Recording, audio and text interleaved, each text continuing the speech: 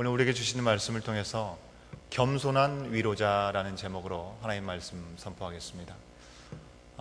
우리가 욥기서를 계속해서 묵상하고 있습니다. 욥은 생각하지 않은 어느 날 모든 사람의 부러움을 샀던 재산과 자녀를 다 잃어버렸습니다. 하지만 그는 그 상황 속에서도 그의 입술을 지키고 입술로도 범죄하지 않으므로 온전한 믿음을 입증해 보였습니다.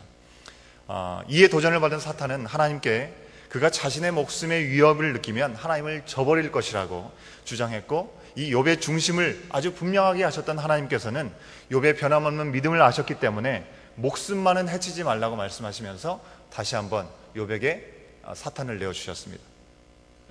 욥을 내어주셨습니다. 지난 주간에 말씀을 드렸듯이 이것은 사탄의 계교에 하나님이 흔들려서 시도하신 무모한 도전이나 하나님의 실험이 아니고 욥과 또 욥 주변에 있는 많은 사람들에게 하나님의 뜻을 더욱 더 잘 알려주시기 원하신 하나님의 뜻이 있었다고 하는 것입니다. 동방에서 큰 자였던 욥이 하루아침에 주저앉았다는 소식은 이미 그 소식이 그 지역 주변까지 아주 순식간에 퍼져갔습니다. 그리고 그 소식을 전해들은 친구들이 서로 다른 세 지역에서 그를 위로하겠다라고 찾아왔습니다. 하지만 그의 처지를 눈앞에서 보고서 일주일 동안 그 친구들은 아무 말도 할 수가 없었습니다. 너무나 그 사태가 심각했기 때문에 그렇습니다.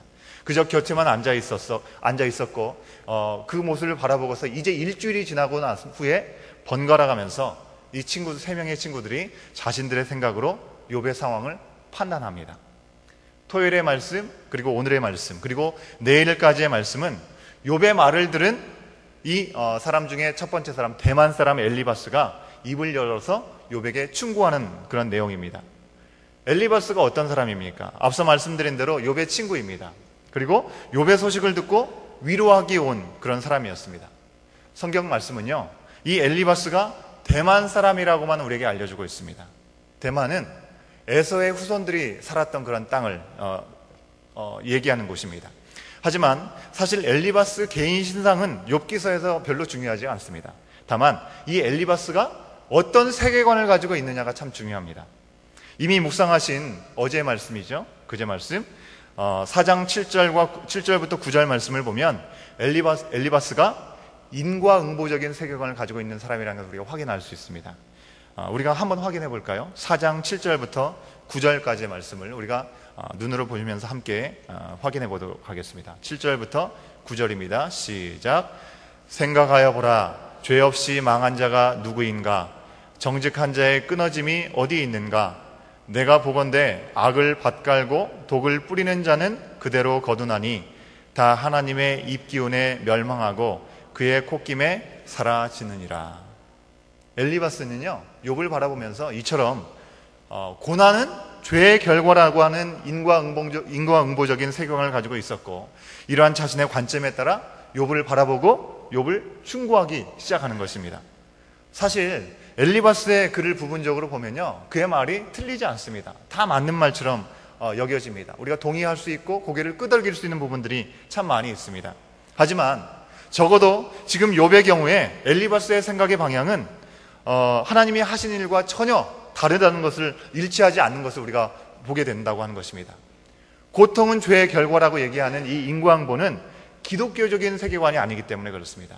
물론 우리 하나님께서도 죄의 결과로 심판하십니다. 그리고 때로는 그것을 깨닫게 하시기 위해서 고통을 주시기도 하십니다. 하지만 그걸로 모든 것들을 다 풀어갈 수 없다는 것입니다. 고난은 무조건 죄의 결과로만 오는 것이 아니라는 말입니다. 욥의 경우처럼 하나님께서 까닭없는 고통, 즉 죄의 결과가 아니라 하나님의 더 큰 계획을 알게 하시기 위해서 주시는 연단으로서의 고난이 있다라고 하는 것입니다. 연단의 고통이 우리 가운데 가능한 이유가 무엇이겠습니까?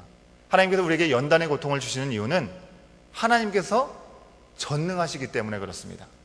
하나님께서는 인간이 고통 중에 있다 하더라도 정말 필요할 때 그 피할 길을 내주실 수 있는 분이시고, 우리를 인도하시고 지키실 수 있는 능력이 충분하시기 때문에 때로는 우리에게 연단을 허락하신다고 하는 것입니다. 어미 독수리가 처음에 새끼 독수리를 날 수 있게 훈련할 때 어떻게 합니까? 처음부터 새끼가 어미 독수리처럼 창공을 날 수 있는 것이 아닙니다. 어린 독수리가 날 수 있게 하기 위해서는 이 새끼 독수리를 물고 창공 아주 높은 곳까지 올라가서 떨어뜨립니다. 그리고 아주 쏜살같이 떨어지는 이 새끼를 떨어지기 직전에 낚아채서 다시금 하늘로 올라갑니다. 이 일들을 반복함을 통해서 이 새끼 독수리가 죽지 않기 위해서 날개짓을 정말 죽기 살기로 하다 보면 그것들이 훈련이 되어서 이제 날개에 힘을 얻고 독수리처럼, 어미 독수리처럼 날 수 있게 되는 것입니다.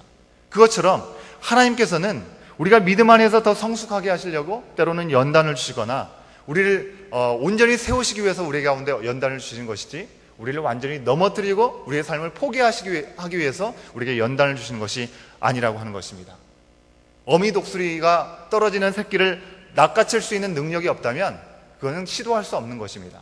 모든 새가, 이 새끼 새가 날개하기 위해서 그렇게 시도하지 않습니다. 왜 그렇습니까? 그럴 능력이 없기 때문에 그렇습니다.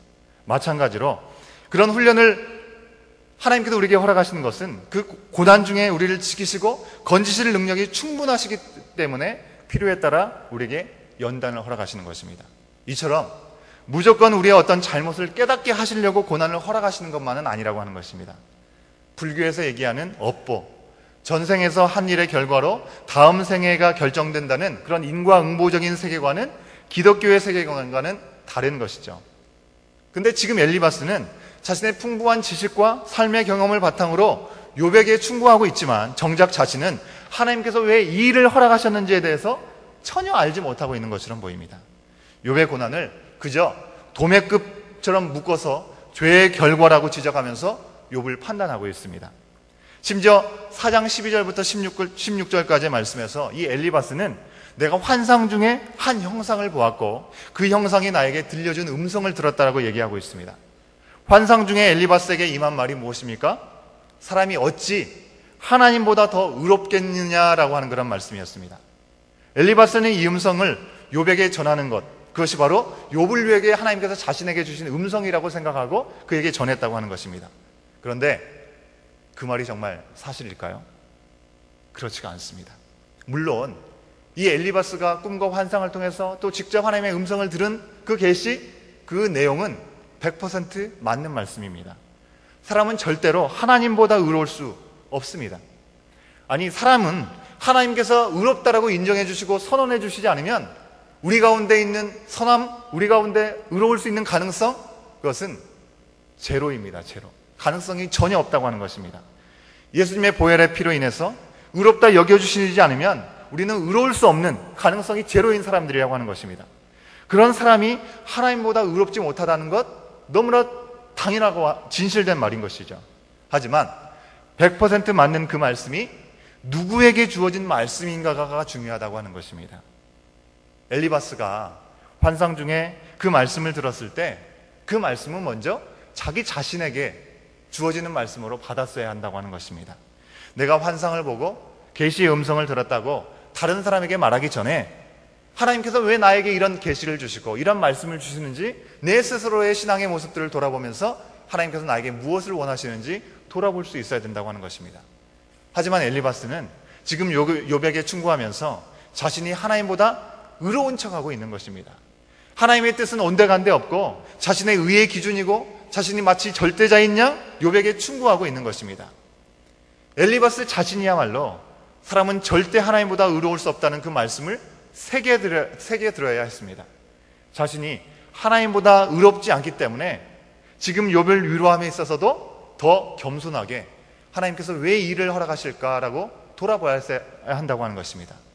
그는 욥의 개인적인 형편을 살피고 그를 위로하기 위해 왔다고 분명히 얘기했습니다. 하지만 결국 그가 전하는 말은 하나님의 계획과는 거리가 멀었기 때문에 위로가 아니라 오히려 욥에게 상처가 주는 말이 될 수 있었습니다. 물론 욥이 100% 의로운 사람이었다고 말씀드리는 것이 아닙니다. 욥은 하나님께서 평가하신 대로 의로운 사람, 즉 하나님 보시기에 나무랄 데 없는 사람이었지만 그 역시 완벽한 사람이 아니었습니다. 왜 그렇습니까? 모든 인간과 마찬가지로 그도 태어날 때부터 죄인이었기 때문에 그렇습니다. 나무랄 데 없는 온전함이란 표현과요, 완벽한 의는 완전히 다른 표현입니다. 우리가 자녀를 기를 때 그 자녀가 완벽하지는 않지 않습니까? 하지만 우리가 너무나 그 자녀를 사랑하기 때문에 큰 잘못이 없거나 또 큰 흠이 없으면 그 자녀가 중심된 그 중심이 잘못된 방향으로만 가지 않는다고 한다면 우리는 작은 일들에게 크게 나무라지 않습니다. 그와 마찬가지로 우리 하나님께서도 우리가 완전하진 않지만 하나님을 향한 욥, 그 욥을 나무랄 데 없는 온전한 사람으로 여겼던 것처럼 우리 또한 온전하다고 여겨주신다고 하는 것입니다. 욥을 온전하다고 여긴 것, 그가 완벽해서가 아니라 하나님을 향해서 온전함으로 서가고자 하는 그의 모습을 하나님께서 아셨기 때문이라는 것입니다.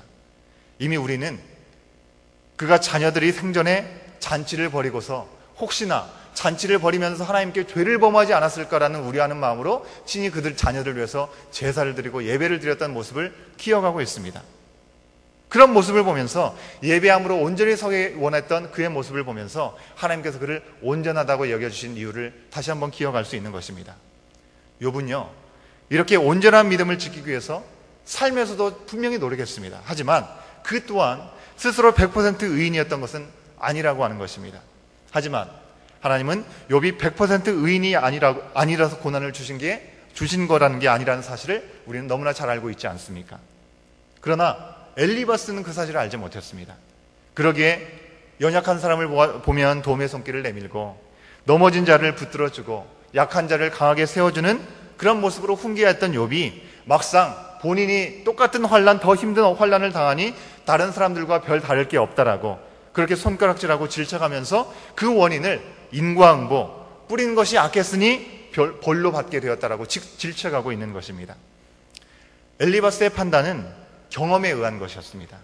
지금까지 살아오면서 경험한 바에 의하면 뿌린 대로 거두게 되기 때문에 자기가 지금은 잘 알지 못하지만 분명히 큰 잘못이 있기 때문에 하나님께서 지금 욥에게 벌을 내리신 것이라고 단정지은 것입니다. 자신이 알고 있는 하나님의 일면을 마치 전부인 양 그렇게 판단하고 있고 착각하고 있는 것입니다. 엘리바스는요, 분명히 믿음의 사람이었고 꿈과 환상을 통해서 하나님을 경험하는 영적인 체험이 있는 사람이었습니다. 하지만 자신의 경험과 생각이 하나님보다 크고 자신의 의로움이 하나님을 넘어서는 교만 그리고 어리석음에 스스로 빠졌다고 하는 것입니다. 우리가 이런 엘리바스의 모습을 보면서 생각나는 말이 있죠. 가만히 있으면 중간이라도 간다는 말입니다. 엘리바스의 이런 엄청난 착각, 교만의 말은 하나님을 향한 그의 귀한 고백까지도 아주 묻혀버리게 만들고 있습니다. 9절부터 13절까지 엘리바스가 고백하는 하나님을 보면요, 하나님의 놀라운 은혜, 하나님의 놀라운 공의를 그가 경험했음을 돌아보게 됩니다. 9절부터 13절까지의 말씀을 한번 확인해 봅니다. 함께 읽습니다. 시작. 하나님은 헤아릴 수 없이 큰 일을 행하시며 기이한 일을 셀 수 없이 행하시나니 비를 땅에 내리시고 물을 밭에 보내시며 낮은 자를 높이 드시고 애곡하는 자를 일으키사 구원에 이르게 하시느니라. 하나님은 교활한 자의 계교를 꺾으사 그들의 손이 성공하지 못하게 하시며 지혜로운 자가 자기의 계략에 빠지게 하시며 간교한 자의 계략을 무너뜨리심으로. 아멘. 이 말씀 자체는 참 귀한 고백입니다. 하지만 지금 엘리바스의 모습은 마치 이런 것 같습니다. 스스로 나올 수 없는 깊은 구덩이 속에 빠져서 사경을 헤매고 있는 욥을 보고서 구덩이 입구 위에서 그를 바라보면서 하나님은 놀랍고 좋은 분이시라고 얘기하고 공의로우신 분이기 때문에 네가 지금 그 구덩이 밑속에서 헤매고 어려움에 당해져 있는 것은 네가 죄를 지었고 잘못된 삶을 살았기 때문이라고 소리치고 있는 것과 같다고 하는 것입니다. 우리가 구덩이에 빠진 사람을 보면 어떻게 하는 것이 먼저입니까? 사다리를 내려주든지 붙잡고 올라올 수 있는 줄을 주고 먼저 구하는 것이 급선무인 것입니다. 올라오게 되면 안아주고 일으켜주는 것이 우리가 먼저 해야 될 일이라고 하는 것입니다.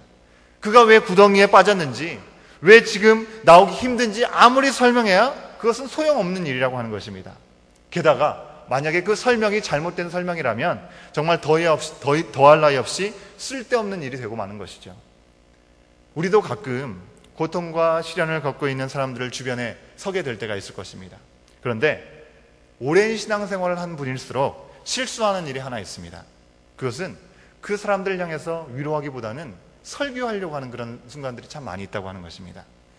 지금 어려움과 고난을 당하는 사람이 있다면 일단 그 사람 옆에서 함께 기도해 주는 것이 우리가 해야 되는 것입니다. 잠잠히 그 영혼이 정말 하나님의 이 섭리하심 가운데 당하게 된 이 고난의 이유가 무엇일까? 무엇 때문에 이 고난 가운데 있는지 당사자도 알 뿐만 아니라 주변에 있는 사람들도 함께 그 이유를 알아갈 수 있게 해달라고 잠잠히 기도로 나가야 되는 것이 우리가 해야 되는 일인 것입니다. 겉으로 보는 것만으로 고통의 원인을 다 알 수 없기 때문에 먼저 잠잠히 하나님의 뜻을 살펴야 되는 것이 우리의 모습이 되어야 되는 것이죠. 섣불리 내가 그럴 줄 알았어, 혹은 하나님이 당신에게 지금 이렇게 하라고 말씀하십니다 라는 충고를 하려고 해서는 안 된다고 하는 것입니다. 왜 그렇습니까? 우리가 절대로 하나님보다 의롭지 못하기 때문에 그렇습니다. 욥은 실제로 하나님 외에는 기댈 의지가 없었던 사람입니다. 하나님을 바라보고 있었던 사람입니다. 그에게 정작 엘리바스가 뭐라고 얘기합니까? 나라면 하나님을 찾겠고 내일 하나님이라도 의탁하겠다라고 얘기를 하고 있습니다. 이 얘기를 듣고서 욥이 아멘 했겠습니까? 그렇지 않았을 것 같습니다. 오히려 더 심령이 크게 상했을 것 같습니다. 우리가 누군가를 위로할 때 입을 닫고 잠잠히 하나님 앞에 먼저 우리 자신을 돌아보고 또 되어지는 그 일들의 이유를 물으면서 겸손히 고통받는 이 옆에서 위로하고 진심 어린 사랑으로 함께 해야 될 줄로 믿습니다. 오늘도 정말 복잡하고 필요한 이 세상의 중심 가운데 우리가 살아가게 될 텐데, 그 세상의 중심에서 겸손한 위로자로, 내가 내 생각과 내 경험을 근거로 해서 내 입술을 앞서는 것이 아니라 겸손한 위로자로 과연 이 가운데 하나님의 뜻이 무엇일까를 구하면서 기도하고 함께하는 이 하루가 될 수 있는 우리의 모습이 될 수 있기를 간절히 축원합니다. 함께 기도하시겠습니다. 살아계셔서 우리의 삶 가운데 매 순간순간을 주장하시고 이끌어가신 아버지 하나님, 오늘도 우리에게 귀한 하루를 허락하셨습니다. 우리에게 말씀하여 주신 그 말씀 가운데 우리가 알아야 되고 우리의 심령 가운데 담아야 되는 말씀이 있다면 그 말씀을 새기게 하여 주시옵소서. 우리는 너무나 부족하고 연약하여서 하나님의 말씀 가운데 온전히 서지 못하는 부족함이 우리 가운데 너무 많이 있음을 돌아보게 됩니다.